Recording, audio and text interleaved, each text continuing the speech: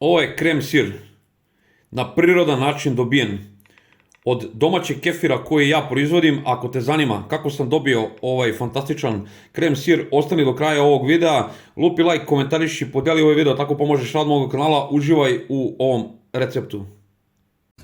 Evo šta nam je potrebno. Potrebno je gaza, potrebna je jedna cediljka, jedan šerpa ili neka posuda gdje će da se cedi surutka. Vrlo je slično kao i onaj sir koji sam pravio, imate u gornjem desnom uglu koji sam pravio skoro domaći sir. Znači ja proizvodim domaći kefir. Evo ovaj kefir koji tek treba da procedim, ovo je sekundarna fermentacija, pogledajte kako se izdvojila surutka. Ali ja ću već koristiti kefir koji već imam proceđen. Tako da ćemo odmah da sipamo u ovu gazu. Znači ovdje otprilike imamo, nisam tačno merio, ali imamo blizu 2 litra kefira.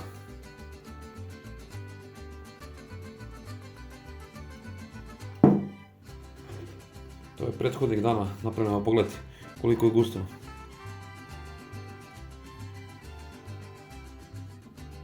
Napravit ćemo od 2 litra kefira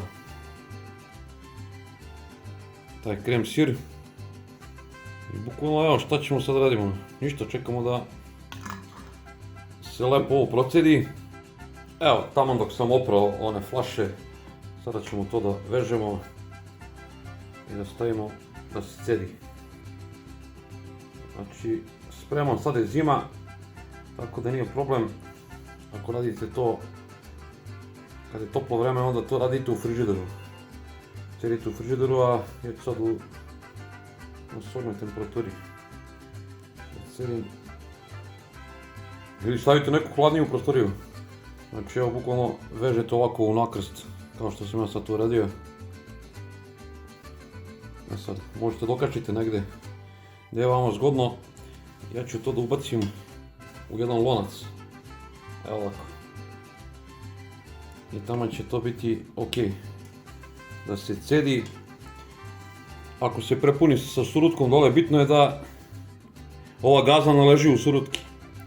Tu surutku nemojte da bacate, tu surutku možete da koristite, da je pijete, da je dodajete u razne smutije, u razne napitke. Sad ovako kako smo stavili, sada ću samo da stavimo dozgo jednu čistu krpu, da nešto ne upadne. I to ćemo sad da ostavimo negdje gdje nam ne smeta, na neko hladnije mjesto, da se ovo lepo ocedi. Evo, nakon otprilike 48 sati. Pogledajte koliko je kaliralo, koliko smo dobili sira, sada ćemo to da otpakujemo. Dobio sam punu teglu surutke, ovdje još ima i toliko sam sigurno prosuo, jer mi ne treba toliko surutke. A posle 48 sati dobili smo manju količinu sira, ali dobili smo i kvalitetniji sir. Evo, sada ćemo da vidimo šta smo mi to napravili. Evo ovako. Evo pogledajte. Otprilike čvrstina i tekstura kao feta sir. Sad šta ćemo da radimo? Sada ću taj sir da prebacim u ovu staklenu posudu. Pošto je taj sir sad neslan, ali i nije ni kiseo, zato što je sva kiselina ostala u surutki. Tako da sad treba da posolimo ovaj sir. Tako, da povodimo iz gaze sav sir, da se ništa ne baci. Evo, ja ću koristiti himalajsku ovu so da posolim ovaj sir. Ko ne voli slano, ne mora ni da ga soli, ali treba malo. Evo, s ovom plastičnom špatulom ću malo to da izmešam, da to bude onako.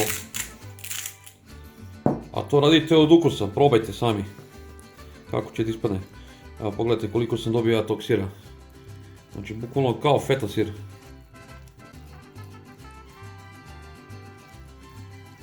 Samo malo da ja to izmešam. Evo, malo sam ga izmešao. Pogledajte tu teksturu kako izgleda. Kao neki krem sir, malo tvrđi, fantastičan je ukus, verujte mi, nešto najbolje što sam probao. Evo, vidjeli ste koliko je lako dobiti krem sir.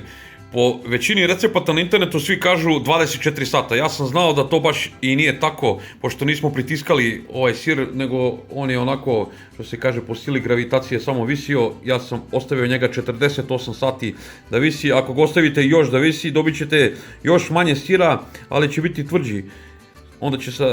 Onda sa njim možete napraviti neke druge stvari. Ovo je sad samo posoljeno.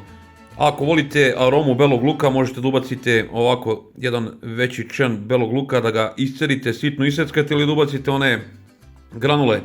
Dobit ćete još ukusniji i još zdraviji namaz, ali pošto ću ovo koristiti za doručak, razumite me zašto neću koristiti beli luk. Evo, vidjeli ste, uz malo truda i malo ljubavi prema kuhinji možete vrlo lako da dobijete prirodni krem sir od domaćeg kefira. Kao što znate, domaći kefir je prirodni probiotik, možda i najmoćniji na svetu. Ja sam u ovu teglu dodao onaj veliki čen belog luka, stavio sam suvog origana i zalio sam sa maslinovim uljem, da može još bolje da se očuva u frižideru, međutim ovo će vrlo brzo da ode, tako da nemate problema sa tim. Ako te zanima nešto o tom domaćem kefiru, imate na mom portalu sarpitv.com opširniji tekst o tome kako sam dobio ovaj domaći kefir. Imate isto u mojim videoklipovima. Ako ti se svidio ovaj recept, lupi like, komentariši, napiši me iz koje države, iz kog grada me gledaš. Zaprati me ako već nisi, podeli ovaj video, tako pomažeš rad moga kanala. Vidimo se u nekom od sljedećih video recepata. Puno pozdrava od Sarpija.